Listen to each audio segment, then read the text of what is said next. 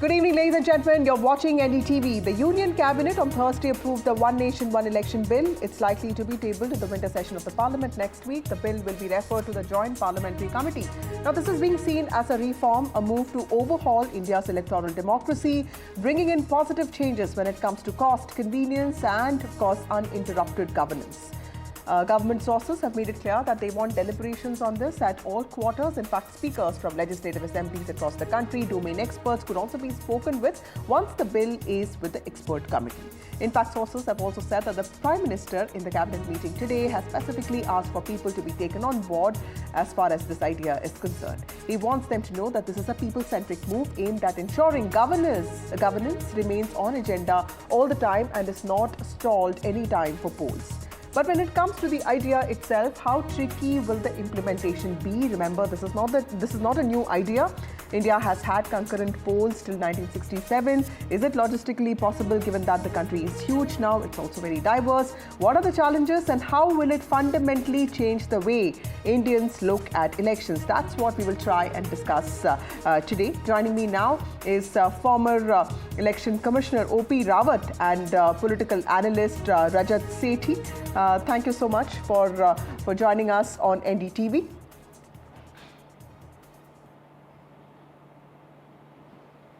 Mr. Rawat, to you first, sir. The Ramnath Kovind panel's report has given a mechanism for simultaneous polls, Lok Sabha and Assembly polls at the same time, local polls 100 days later.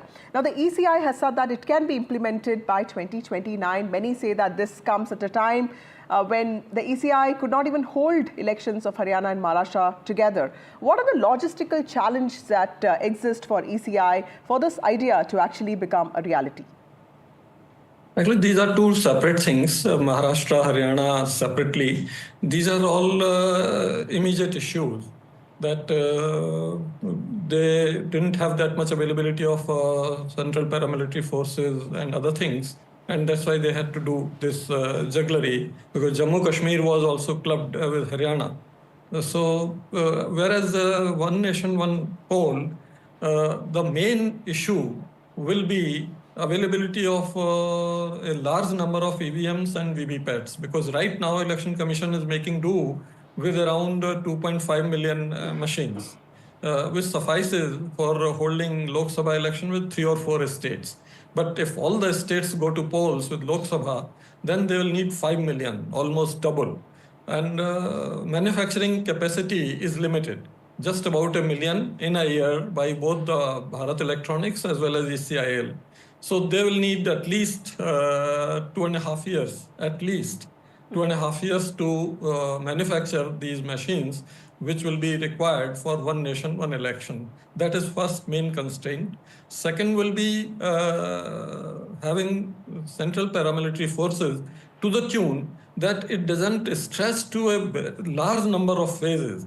Like right now, 7 or 8 phases are also criticized. And when One Nation, One Election is held, there should be maybe 4 or 5 phases. Right, sir. Please go on. What are the other challenges if you want to list? There are no other challenges. Election Commission had already in 2015 written to the government that you have to make certain amendments to the Constitution, major 5 articles, then certain amendments to the RP Act 1951, and some amendments to the rules of procedure where no confidence motion, etc. are governed, so that all these things can be put together to bring in sync all the legislative assemblies to the Lok Sabha. And in the eventuality of any house getting dissolved premature, how to handle that situation, either by holding election for the limited time or otherwise. So these are other challenges for which ruling party will need the support of other parties, and that's why they will have to bring them on board. Right. So that's a question I wanted to ask Rajat Sethi. Rajat, simultaneous polls it's been a promise that the BJP manifesto has showed for many years. The Prime Minister, in fact, has been speaking about it since 2014, saying that it is intended towards bringing in uninterrupted governance. But the BJP also faces challenges in gaining consensus. Do you see the BJP, which is deeply invested in the idea?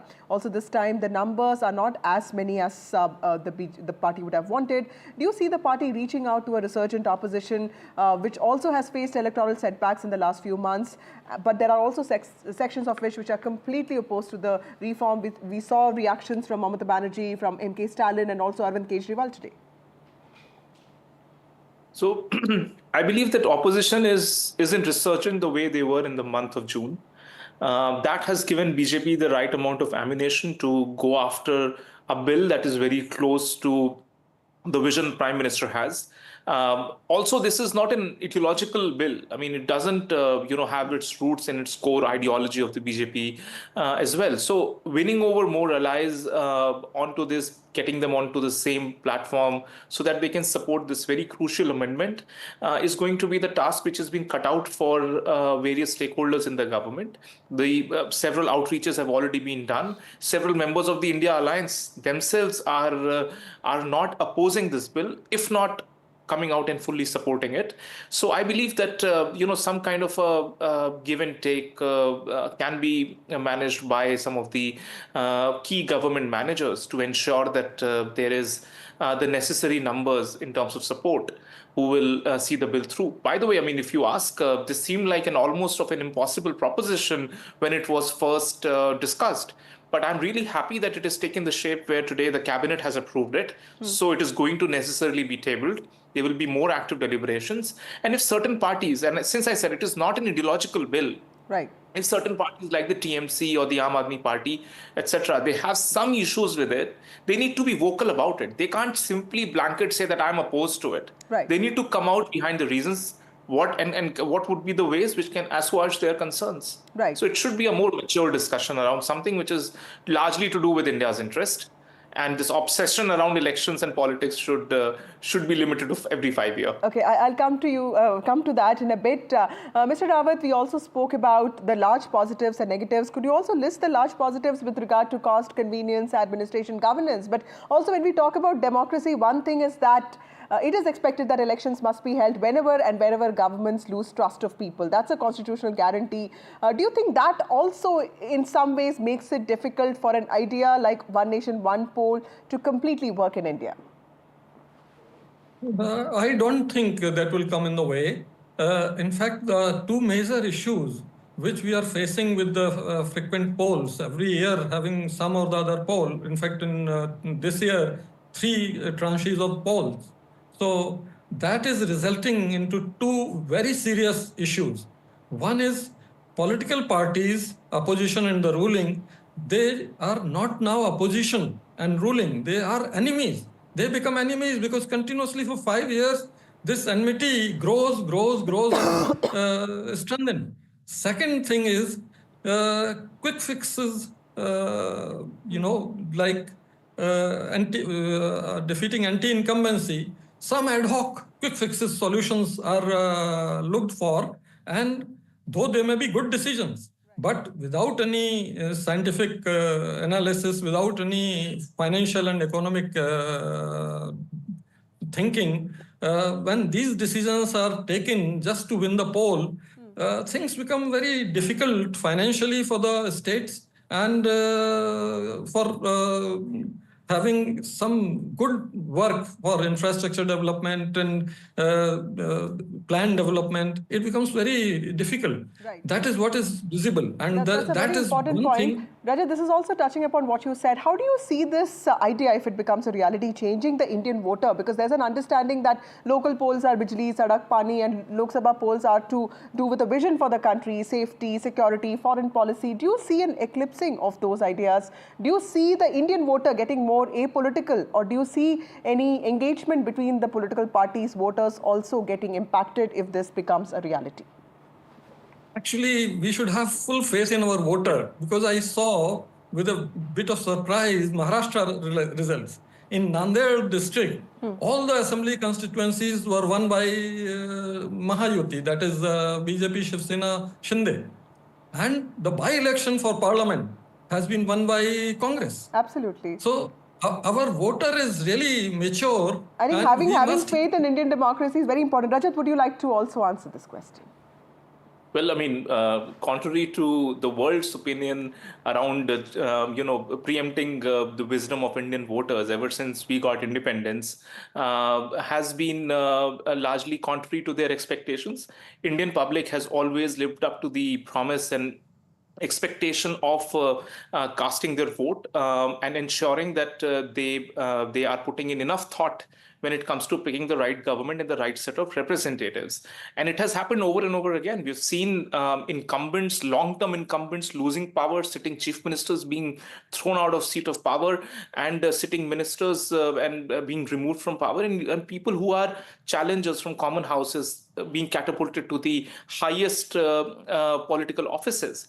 And all of this has been possible because of the wisdom of Indian voters. So anybody, and including the people in the opposition who are opposed to this idea, they have to be very wary of this. They cannot take Indian voters for a ride.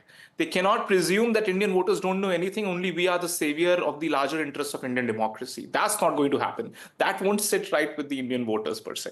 Right. Mr. Rawat, I know I've asked you this question earlier also, sir. When it comes to the cost of, conducting elections, why does everybody keep bringing the cost here? Because, the expenditure that we have on elections is not as much as we see in a lot of other countries. Is that really a factor here? And also the kind of money that political parties, spend on, elections. Do you think that will also in some ways get impacted if this becomes a reality?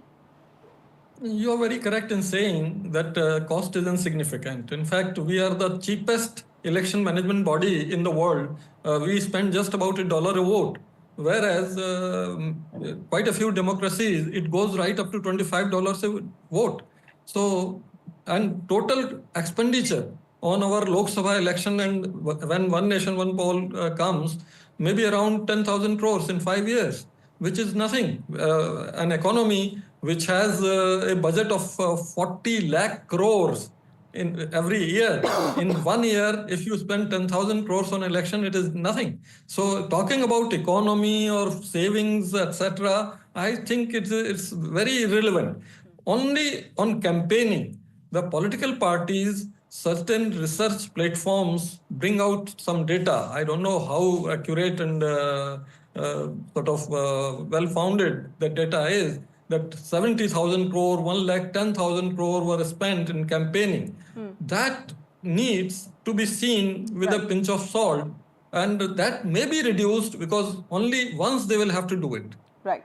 Thank you, Mr. Rawat. Thank you, Rajat Sethi, for joining us on this broadcast. The Union Cabinet has approved the One Nation, One Election Bill, aiming to hold simultaneous Lok Sabha and State Assembly elections. Supporters cite cost savings, improved efficiency and higher voter turnout. But there are also critiques and opposition that worry about national issues overshadowing local concerns and potential misuse of power. Remember that this bill is going to get introduced next week is what the what sources are telling us. But of course, it will be sent to a JPC. We will be tracking that very closely for you even as the Parliament session is on.